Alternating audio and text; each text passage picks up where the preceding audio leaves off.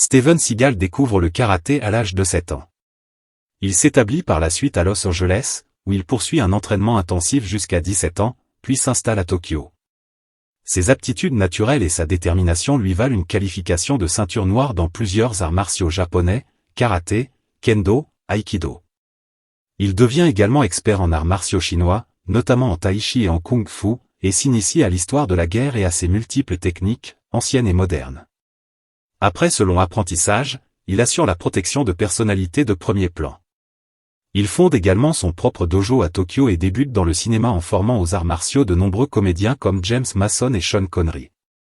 Dans la même période, il règle les combats de plusieurs films, parmi lesquels À armes égales de John Frankenheimer. À la fin de son long séjour en Asie, Steven Seagal retourne en Californie et décide en 1988 d'écrire, de produire et d'interpréter Nico, un film d'action inspiré de ses expériences personnelles, que réalise Andrew Davis. Le succès est au rendez-vous.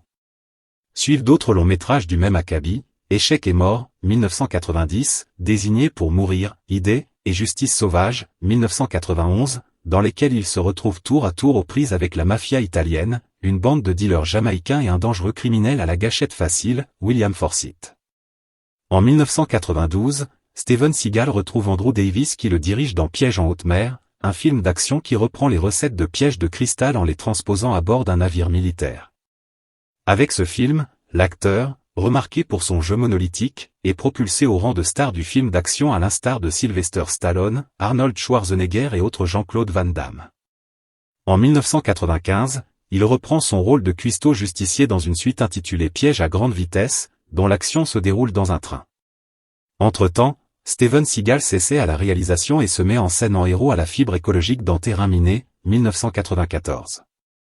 En 1996, il apparaît en guest star aux côtés de Kurt Russell dans Ultime Décision, un film de Stuart Baird sur une prise d'otage dans un avion.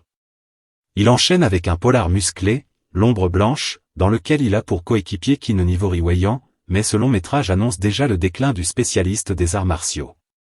Après quelques films sortis directement en vidéo, quelques démêlés avec la justice et quelques kilos en trop, il nous revient en 2001 avec Hors Limite, où il joue son rôle habituel de flic aux méthodes expéditives.